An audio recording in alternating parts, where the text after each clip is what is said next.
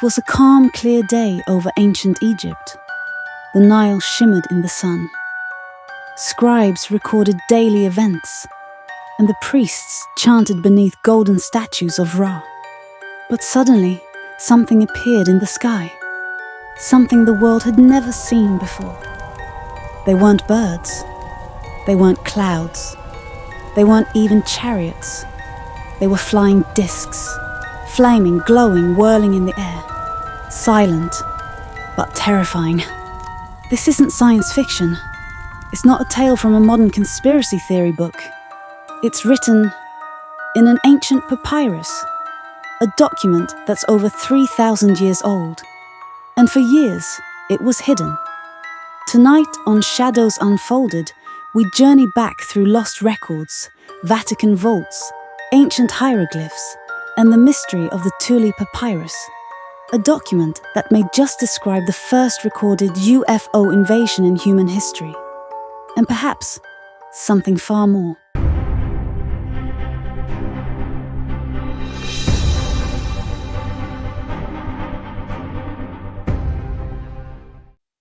The story begins not in ancient Egypt, but in Rome. In the 1930s, an Italian director of the Vatican Museum, a man named Alberto Tulli, was browsing an antique shop in Cairo. Among the dusty scrolls and relics, he discovered something strange.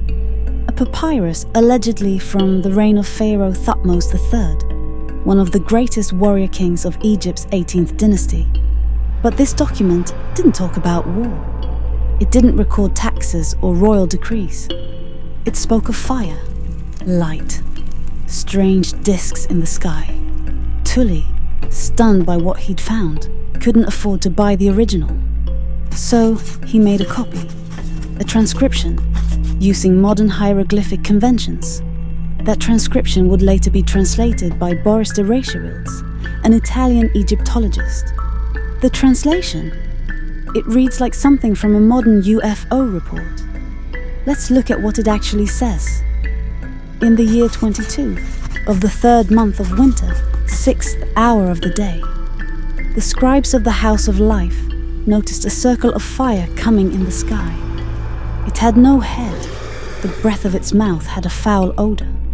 Its body was 1 rod in length and 1 rod in width. It had no voice. Their hearts became confused through it, and they fell upon their bellies. They went to the Pharaoh to report it. His Majesty ordered an examination of all which is written in the papyrus rolls of the House of Life. His Majesty meditated on all these events which now are going on. And it continues. After some days had passed, these things became more numerous in the sky than ever.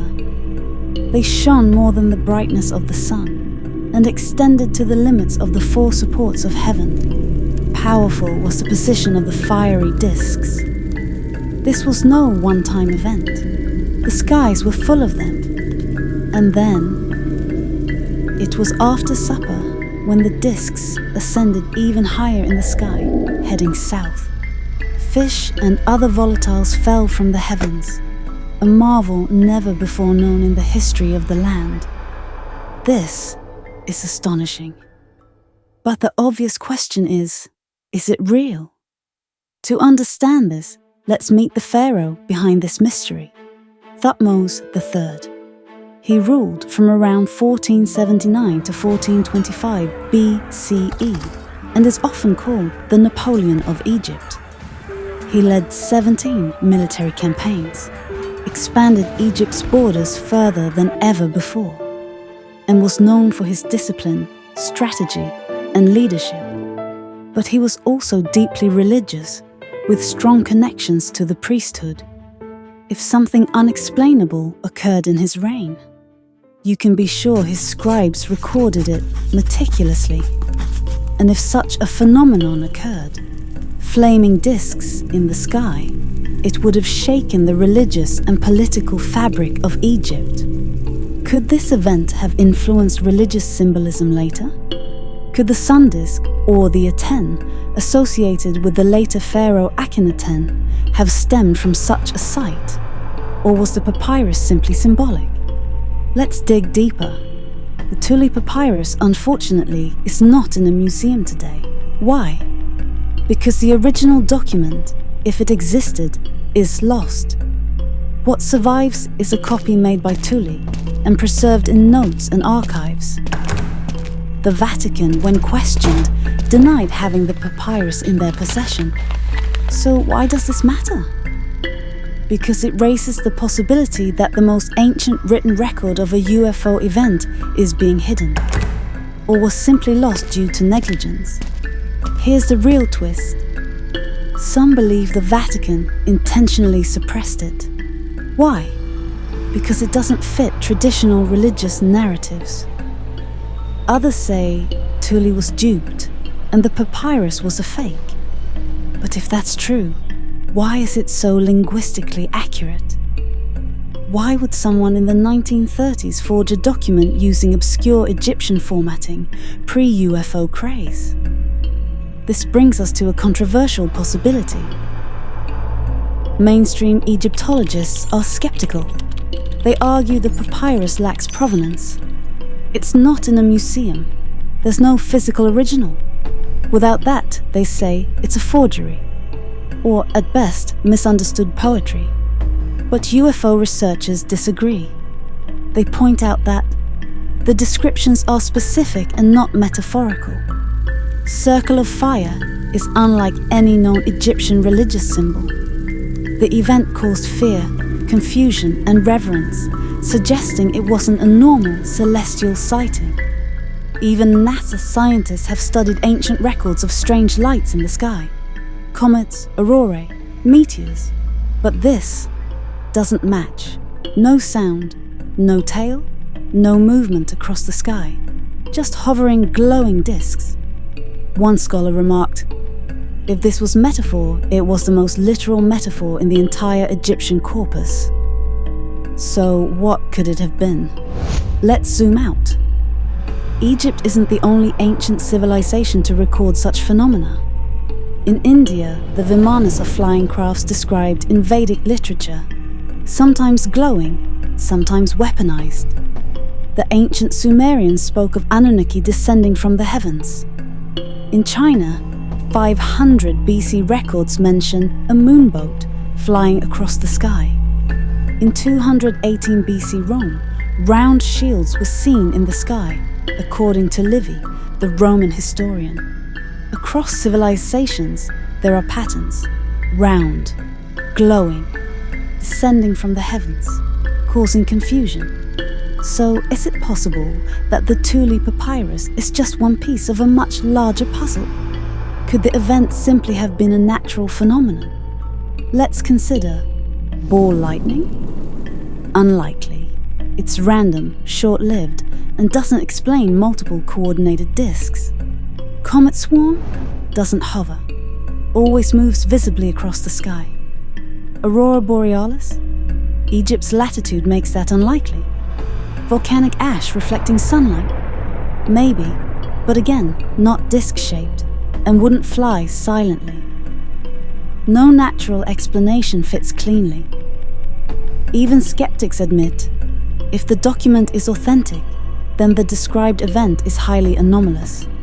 Let's pivot to something chilling. When the CIA began releasing declassified documents in the 2000s, researchers found numerous mentions of ancient UFO phenomena. Not just from Egypt, but across Mesopotamia, Mesoamerica, and Asia. One memo reportedly stated, "Ancient cultural artifacts may contain embedded descriptions of pre-technological aerial phenomena." In other words, governments are aware. They're looking, they're reading the same ancient texts, including the Tulli Papyrus. Is it possible that knowledge of ancient contact has been buried? Not just metaphorically, but literally? No one knows. After Tulli's death in 1964, his records disappeared. Some say the Vatican locked them away. Others believe they were lost, destroyed, or deemed too controversial. Researchers who tried to follow up with the Vatican were told, The papyrus is not available for scholarly review. And just like that, it was gone. Which brings us to one of two conclusions. Either it never existed, or it was real and intentionally buried. Let's play this out. If the Tulli Papyrus describes an actual event, then 3,000 years ago, something unknown visited Earth. It wasn't alone. Multiple craft appeared. It disrupted an empire. Priests documented it. The pharaoh responded. And for centuries, it was forgotten. Until a man in an antique shop made a copy, a snapshot of something no one could explain. This would make it one of the oldest, if not the oldest, UFO records in human history. And if it happened once, who's to say it didn't happen again? So, what do you believe? Is the Tulli Papyrus just a misunderstood poem from ancient Egypt? Or is it the smoking gun, a sliver of forgotten truth from a world that witnessed something beyond the stars? One document, one translation, one ancient sky full of burning discs. Whatever it was, it left a mark. And that mark echoes through the sands of time. You've been watching Shadows Unfolded. If this episode stirred your curiosity, subscribe for more deep dives into the ancient, the mysterious, and the unexplained. Leave your thoughts below. What do you think the pharaoh saw in the skies? Until next time, keep your eyes on the past, because the past is watching you.